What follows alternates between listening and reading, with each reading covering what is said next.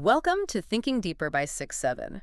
Today we are diving straight into the ultimate philosophical heavyweight clashes surrounding God, atheism, and the very foundations of human morality. Are our concepts of right and wrong handed down by a divine creator, or are they just pragmatic survival tools we've evolved as highly intelligent apes? And does religion actually poison the well of human decency, or did it dig that well in the first place? We have transcripts from two incredibly intense debates to help you figure out what you actually believe. Right. Yeah, we are looking at sources from two major live events that really get to the bottom of these exact questions. They really do. The first one features this fascinating clash on secular morality between a prominent psychologist and a well-known atheist debater. And the second is a deeply heated discussion centered on that famous proposition inspired by Christopher Hitchens, the idea that religion poisons everything. Our mission today is to impartially unpack the absolute strongest arguments for both the believers and the skeptics. We want to give you, the listener, the ultimate cheat sheet to understanding the God versus atheism debate, all without having to take a side. Exactly. And just a quick note, if you enjoy my channel, please subscribe and hit the like button. Okay, let's unpack this. Let's start with the first major debate topic, which is, do you actually need God to be a good person? Right. In our first source, the atheist debater lays out a case that morality can be based purely on secular well-being and, well, pragmatic self-interest. Yeah, he attempts to build a moral framework from the ground up, relying entirely on the physical world and evolutionary biology. I mean, in his view, there are no divine commands required to figure out how we ought to treat one another. And he uses a pretty funny, blunt example to illustrate this, actually. He looks over at his debate opponent sitting next to him and explains why he doesn't just, physically throw him off the stage. Right, because from a purely evolutionary standpoint, the strong could just dominate the weak, couldn't they? Exactly. But he argues that, practically speaking, it is in his own best interest to encourage a society where people don't go around throwing each other off stages. Simply put, he doesn't want to be thrown off himself. Makes sense. Same goes for stealing. He doesn't steal because he wants to live in a functional society that punishes thieves. Yeah. It's a pragmatic moral system. He boils it down to a very relatable baseline. He says, if you chop off my head, that is clearly not good for me. It contradicts his well-being. Right. What's fascinating here is the psychological and philosophical pushback he immediately gets from his opponent. Oh yeah, he doesn't let that slide. Not at all. The psychologist completely rejects the idea that morality is as simple as biological self-interest. In fact, the psychologist argues that the atheist is actually acting like he believes in God, even as he explicitly denies it on stage. Wait, how does he figure that? Because the atheist just said he's acting purely out of self-preservation. That seems like basic biology to me, not theology. Well, the psychologist points out a hidden assumption in the atheist's logic. Okay. The atheist possesses a moral code that treats human beings, like the opponent sitting next to him, as implicitly valuable entities. The core philosophical challenge the psychologist throws down is this: why does the atheist think a human being is valuable and worth preserving in the first place? Ah, I see. Yeah, when the atheist says chopping off a head goes against well-being, the psychologist argues that well-being itself is not an objective scientific fact. It's what philosophers call a metaphysical presupposition. Let's break that term down for a second for the listener. Think of it like playing a game of chess. Science can tell you how the pieces move on the board, and physics can explain the gravity holding them there. Right. But science cannot tell you why you should care about winning the game. The rules of the game are something you have to bring to the table before you even start playing. That is a perfect analogy. The psychologist is arguing that you cannot casually smuggle the concept of inherent human value out of the physical laws of the universe. If the universe is just a collection of expanding gases, rocks, and random atomic collisions, well, the universe does not care if carbon atoms are arranged into a living, breathing human being or a lifeless corpse. That's a stark way of putting it, but yeah. So to act like human beings have sacred, inherent worth is an implicitly religious way of navigating the world. So the psychologist is basically accusing the atheist of borrowing the divine concept, the sanctity of life, and just slapping a secular label on it called well-being. He essentially claims the atheist is standing on a foundation built by religion while actively trying to tear the building down. That concept of smuggling things in or claiming credit for things brings us to a perfect pivot point. Let's look at the second debate source, which flips that entire accusation upside down. Right. This debate is centered entirely around the proposition that religion poisons everything. And the atheist debater in the second source opens with an incredibly powerful visual narrative. It frames the skeptic's perspective on human nature beautifully and sets the stage for the rest of the clash. It really does. I want you to picture this. The atheist says, imagine an ancient village. Right in the center of this village is an old well. And inside that well is everything that makes us human. Our natural decency, our capacity for love, our empathy, our hope. It is the pure water of human nature. But then a religious community comes along and takes over the village. Exactly. They walk up to the well and they tip something in. They tip in their dogma, their specific doctrines, and their ancient divine revelations. And the water changes. It still quenches your thirst. But now there is an invisible additive in every single cup you drink from that well. Centuries pass. Eventually, the religious authorities start pointing at the well and claiming that they built it. They tell the villagers that without their specific religion, there would be no water, no compassion, and no hope. But the atheist argues, this is a massive historical fiction. The well was always human. The real issue is the poison they tipped in.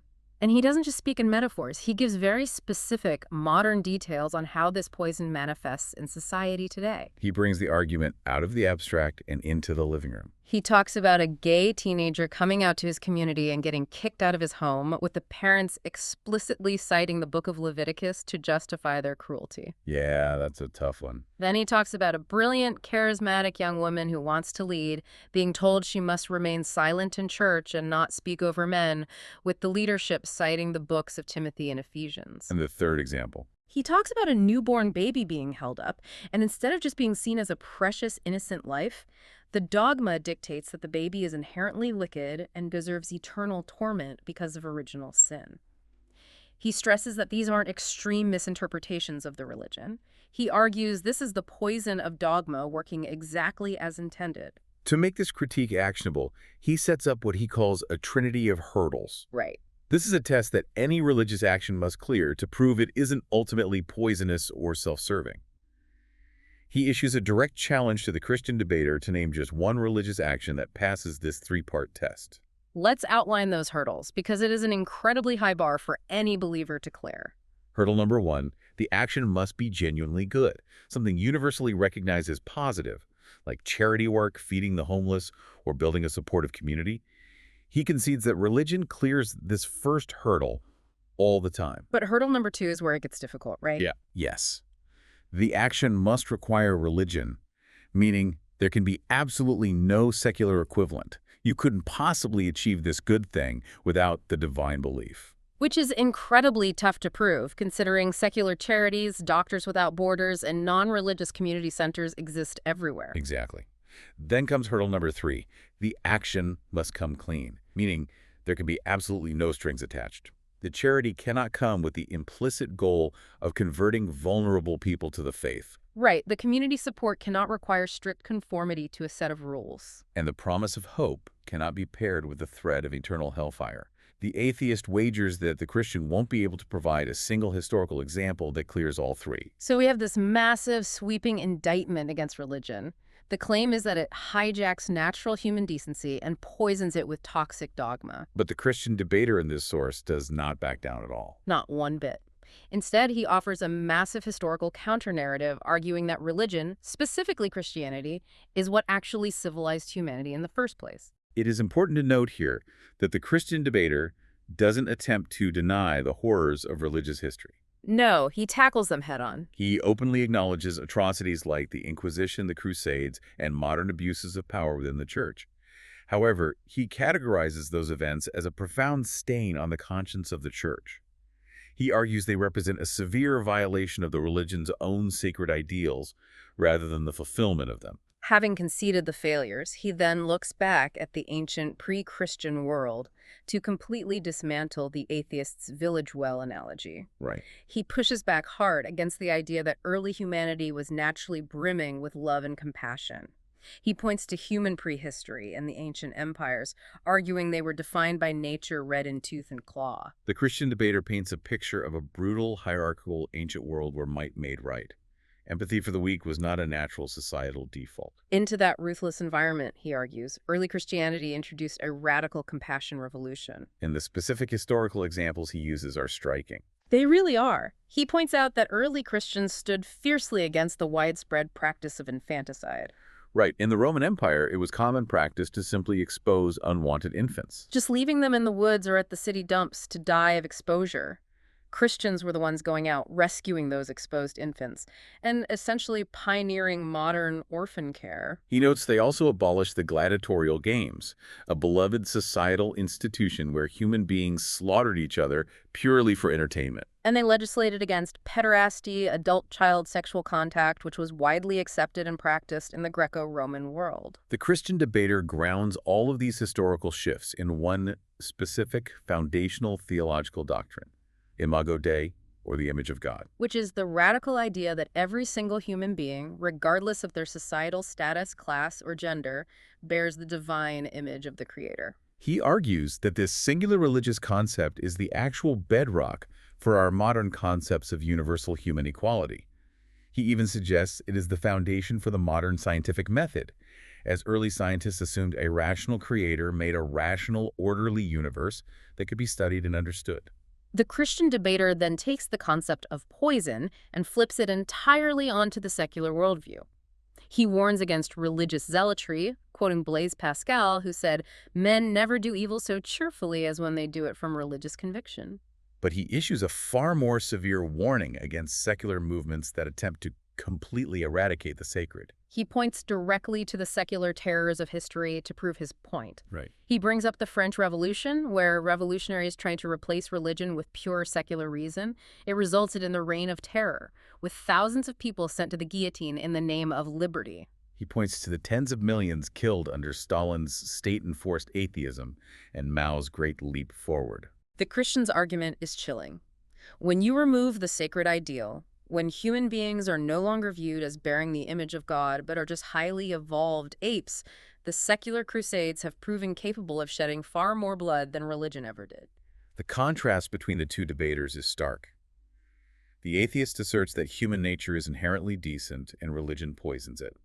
The Christian asserts that human nature is inherently brutal, and it required a transcendent divine ideal to teach us universal human rights. Which brings us to the absolute climax of this deep dive. The ultimate clash between these two worldviews centers entirely around the topic of ancient slavery and the holy texts. This is where the atheist debater brings the receipts, and the tension in the transcript is palpable. The atheist refuses to let the Christian rest on broad historical trends or the eventual abolition of slavery. He demands they look directly at the actual doctrines written in the Bible. He brings up some incredibly challenging historical comparisons. He points to the Code of Hammurabi, an ancient secular legal code from around 1754 BCE. And he notes that under this purely secular code, slavery was capped at 3 years. But then he opens the Bible. He points out that in the books of Leviticus and Exodus, the biblical law allowed Hebrew slaves to be kept for 6 years, which is double the secular limit.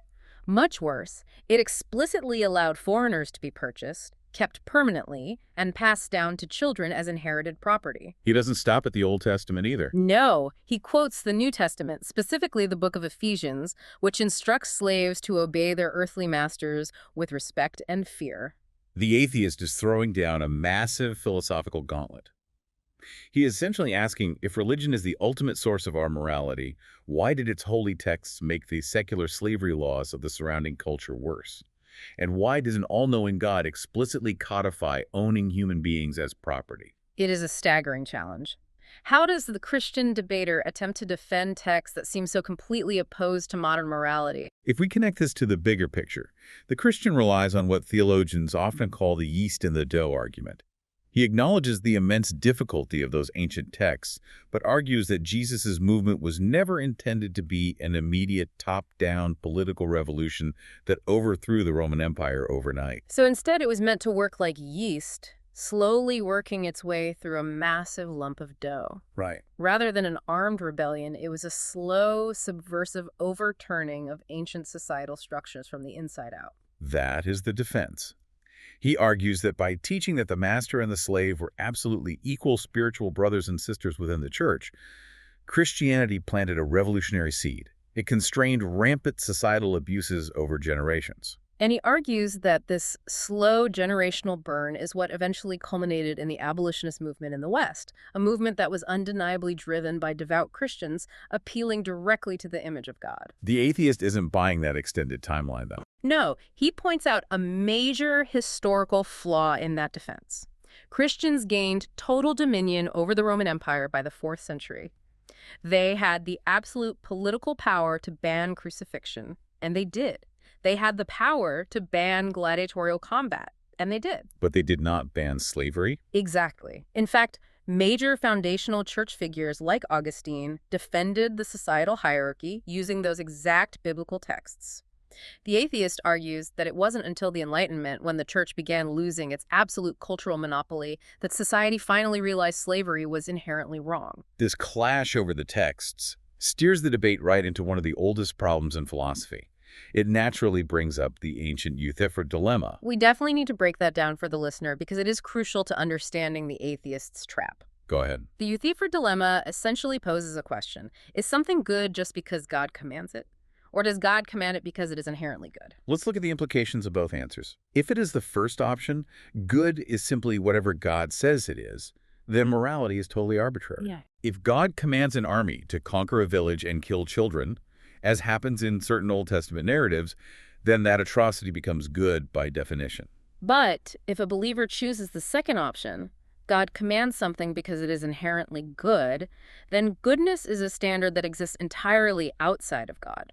And if goodness exists independently of God, we don't actually need God to figure out what is good. We can just use our own reason. It's the ultimate philosophical trap. Claiming morality is arbitrary makes God seem like a monster. But claiming morality exists outside of God makes him irrelevant. How does the Christian navigate out of that? He attempts to reject the premise of the dilemma entirely. He argues that the answer is neither option. Instead, the answer is God is love. Okay, unpacking that. He points to the Christian concept of the Trinity, Father, Son, and Holy Spirit. He explains that before any laws or commands were ever given to humanity, there was an eternal community of love existing within God himself. Therefore, God's very nature is love. He doesn't arbitrarily invent goodness on a whim, and he isn't subservient to some outside universal law. His very existence is the standard of goodness. Exactly. But the atheist debater has an incredibly sharp counter to that theological defense. Oh, let's hear it. He observes that whenever modern believers are confronted with the harsh, uncomfortable realities of their own ancient texts, like the slavery rules in Leviticus or the commands for conquest, they immediately retreat from the actual written doctrines. Right. They stop quoting the verses and start appealing to a vague motif of Jesus or a generalized concept of love. The atheist views this retreat as the ultimate proof of his entire premise. He argues that the modern, kinder, more compassionate Christian is actually proving the secular point. Their natural human empathy has simply outgrown the ancient religious dogma. They have to actively ignore or explain away the actual text of their religion in order to maintain their modern sense of morality. To the atheist, this proves the village well was always purely human, and society is finally managing to filter the poison out. Synthesizing all of this material, we are left looking at two fundamentally radically different views of humanity. Yeah. On one hand, you have the secular view. We are highly evolved fellow apes. Through concepts like kin selection, where evolutionary biology favors the survival of our relatives in our tribe, we naturally developed empathy and cooperative survival tools. We built a well of human decency, but allowed rigid, ancient religious dogma to hijack our progress, suppress minorities, and falsely claim credit for our morality. And on the flip side, you have the religious view. We are inherently brutal, tribal creatures living in a merciless world. Left to our own devices, the strong will always dominate the weak. Under this view, we required a transcendent divine ideal, specifically the concept that every single person is made in the image of God, to pull us out of the mud, teach us radical compassion, and lay the actual groundwork for universal human rights. So what does this all mean for you? Listening to these two massive worldviews collide forces you to look deeply at your own moral compass. When you look at the world and say something is obviously right or obviously wrong, what foundation are you actually standing on? Are you leaning on a framework of universal secular reason that any intelligent species would eventually figure out? Or are you unknowingly borrowing from a massive religious inheritance, a deeply baked-in assumption of human sanctity that you didn't even know you had. Is the ultimate question of where our most cherished values actually originate, and whether we can sustain those values depending on how we answer. Which brings us to a final thought for you to mull over, something that builds on everything we've talked about but pushes it just one step further into the future. Let's hear. Let's say our modern ideals of absolute equality, human rights, and the intrinsic value of every single person were, historically speaking, built upon a religious foundation. Think of that religion like the scaffolding erected around a massive building while it's being constructed. Here is the question you have to answer. Can the building of human rights stand completely on its own once modern society tears that religious scaffolding away? Or, without the divine foundation that built it, will the walls slowly start to crack? That's a powerful thought to leave on. Thanks for joining us on this deep dive. Keep thinking deeper.